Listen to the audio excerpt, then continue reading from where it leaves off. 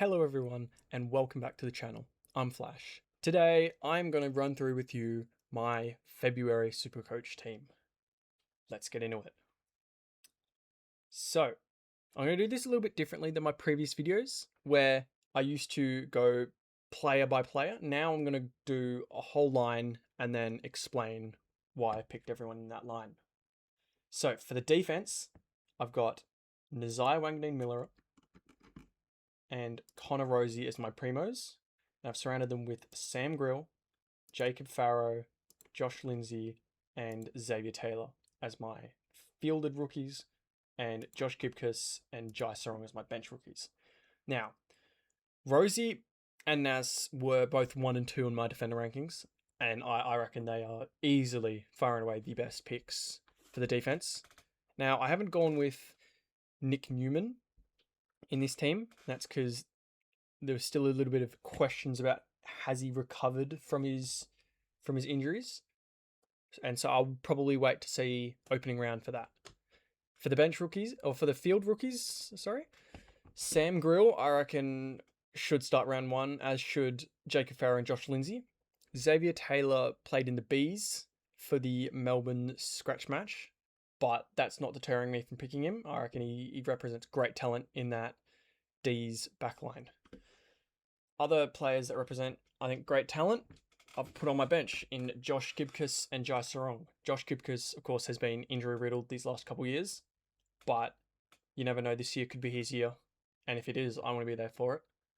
And then Jai Sarong came over to Swans from Hawks, couldn't crack too many games under the Hawks defense, but it is a pretty strong defense. He also won the Box Hill Best and Fairest in the last 2 years, so that should say something about his talent. And now, on to my midfield. For the primos in my midfield, I've gone Zach Butters, Nick Dacos, and Zach Merritt. And those are the primos. The mid-price primos, if you could want to call them primos, are Hayden Young and, a bit further up, Darcy Parish. And then alongside these 5 are Dyson Sharp, Jagger Smith, and Sam Cumming. Then on my bench, I have Will Brodie, I have Patrick Rechko, and then I have Harry Schoenberg. So, let's start with Butters. Let's start with Butters and Dacos. Butters and Dacos, and Zach Merritt for that matter, come straight out of the State of Origin game, AFL Origin. All 3 of them performed pretty well, I reckon. Dacos was a standout, and so if he's not in your teams, I don't know what you're doing right now. He also has a fairly easy run. Let's have a look at it. The first couple games aren't the easiest, but then he has a very good run afterwards. So he's got Adelaide, Giants, and then he's got Brisbane and Freo. Those 4, especially Brisbane away, not ideal. But then he's got Carlton, Essendon, Hawks, Geelong, or MCG. Then he's got Sydney. Then he's got West Coast at the MCG. And so all these games, he should go around about 130, I reckon. These games, he still might do well. You see that high score against Brisbane at the Gabba. That was last year. He went insane and I didn't have him, which was annoying. Butters, too, has a very easy opening run where he doesn't have an early bye as well, which makes him better than the likes of Dacos and Raoul, in my opinion. See, he's got North, Essendon, West Coast, Richmond. He's got the holy grail of players you want to be or teams you want to be versing in Supercoach. And he's playing Essendon or West Coast at home, which seems fairly good. Zach Merritt, I think he's just underpriced at that price. Not sure if there's anything really special about his run, but he's just at 583k, very, very worth it at that price. Then Hayden Young, everyone's picking him. Everyone should be picking him. Great talent, great price. Similar with Darcy Parish, there's a bit of conjecture if he's going to get back from his injury, if he's going to be truly back. But again, at that price of 334k, it's hard to pass him. Then the rookies, All three of Sharp, Smith, and Cumming should be playing in their respective teams' midfields come round 1, and all of them are top. Well, apart from Dyson Sharp, they're all top 10 picks. Dyson Sharp probably should have been a top 10 pick. And then onto the bench, Will Brodie, Harry Schoenberg, and Patrick Grechko, all three coming to new clubs. And I think they'll get better opportunities at these new clubs. Of course, Will Brodie has historically been quite decent in terms of Supercoach scoring, having that 100 average in, I think, 2022, which was, let's check that. Yes, look at this average, 102.4 end of the season average. Very, very strong from Will Brodie, and I reckon he should be able to replicate that in this Port Adelaide midfield, where it has been rumoured that he might be kicking out Ollie Wines or preparing for life without Ollie Wines.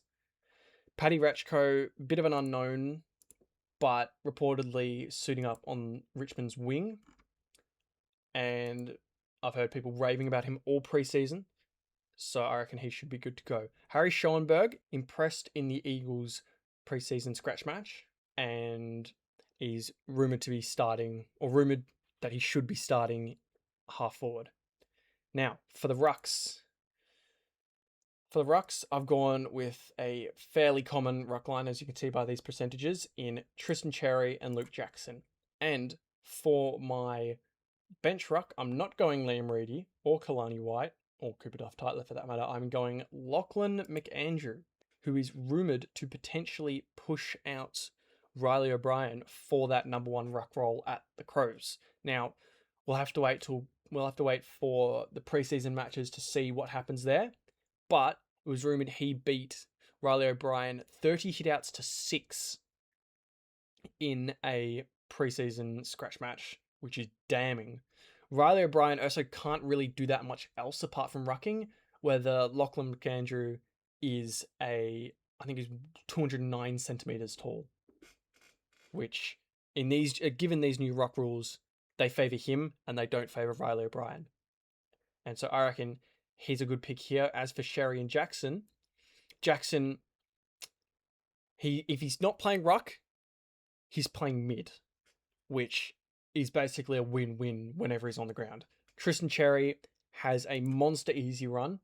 I know he's not favoured by these ruck rules, but if we look at his opening run, he plays Visentini or Sweet. Either way, it's a good matchup. He plays whoever West Coast is fielding as their ruckman. He plays whoever Essendon's fielding as their ruckman. He plays whoever Carlton's fielding as their ruckman. And he plays whoever Brisbane's fielding as their ruckman. Not really any good rucks. Then he goes to play Toby Nankervis, and then either Briggs or Madden, and then either Bree Stanley or Toby Conway. And so he really has to wait till round 9 till he actually gets a decent matchup in Brodie Grundy. And he could go 150 in any of these matches. And so if you don't own him, it might hurt you. And he can also be a very good captaincy option. And so, onto the last line, the forward line. And so my forward line picks have been fairly similar throughout all my preseason teams. And they stay fairly similar with one big difference. I got Harry Sheezel on field. I got Harry Sheezel, Sam Flanders, Philippou, Todd Marshall. I've got Brent Daniels.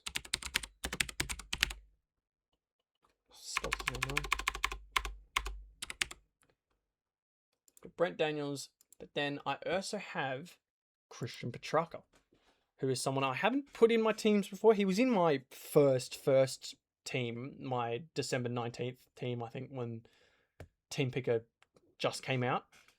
But he's back in this team, and I'll tell you why after I show you my bench rookies, who are Devon Robinson and Leo Lombard.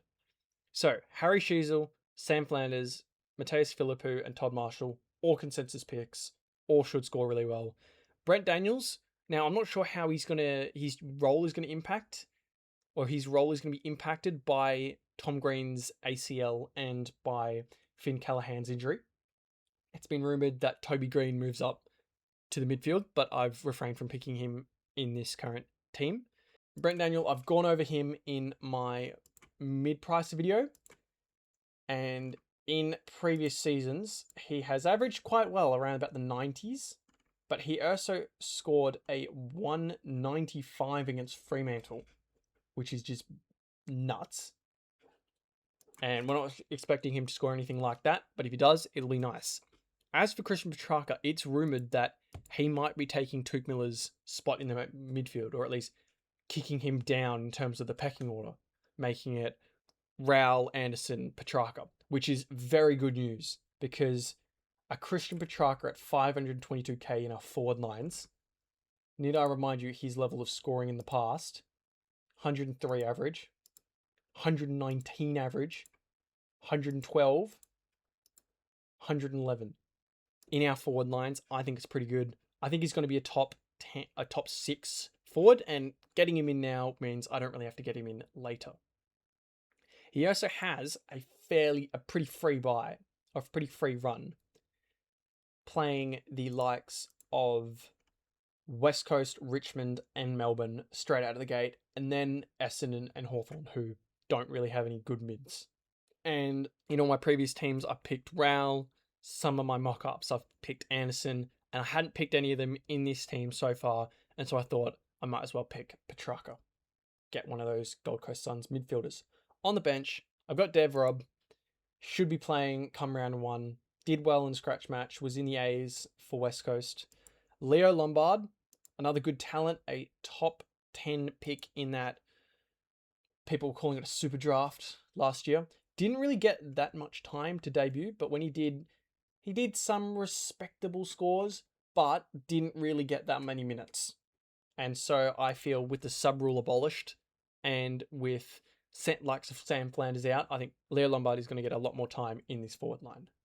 And now, I've got one position left in my flex, and I have 764k remaining.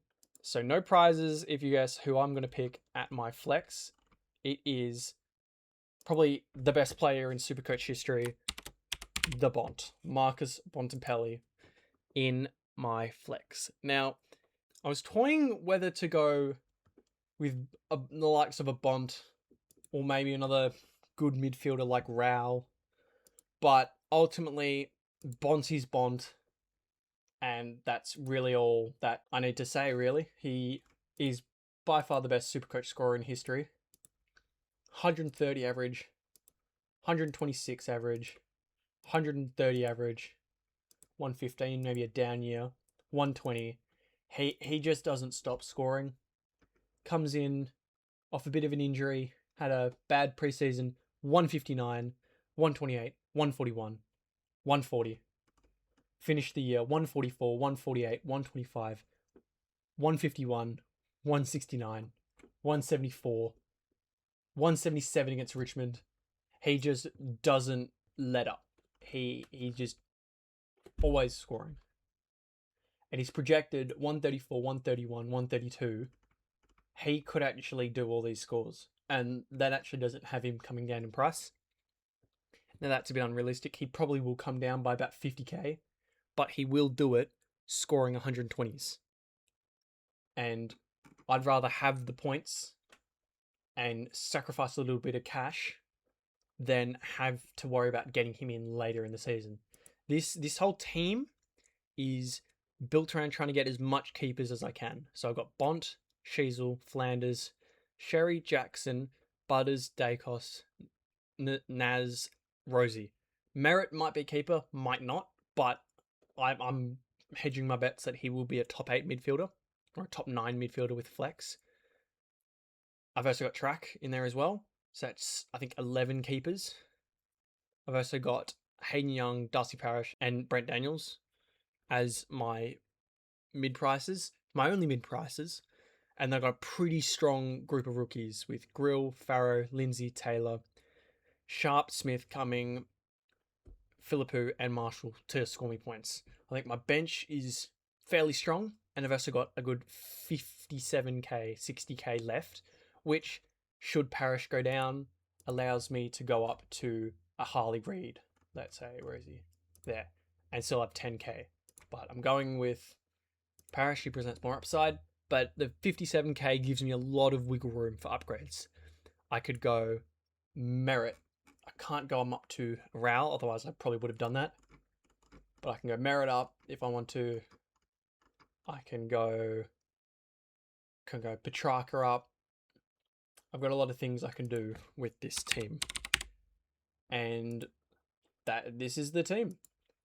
And it's probably not going to be my team come March. There's probably going to be a couple changes after the preseason matches. But if you want to see what effects those have on my team, consider subscribing. Don't forget to like and comment who you agree with, who you don't. If there's a very obvious player I've missed, if I should really be picking Zeke Hewland as the one player who's highly owned that I don't have in this list of midfielders. And stay tuned because I've got a couple more videos coming out which should give you some interesting information on different types of players and different options for your teams. So with that said, I will see you all in the next one. Happy coaching.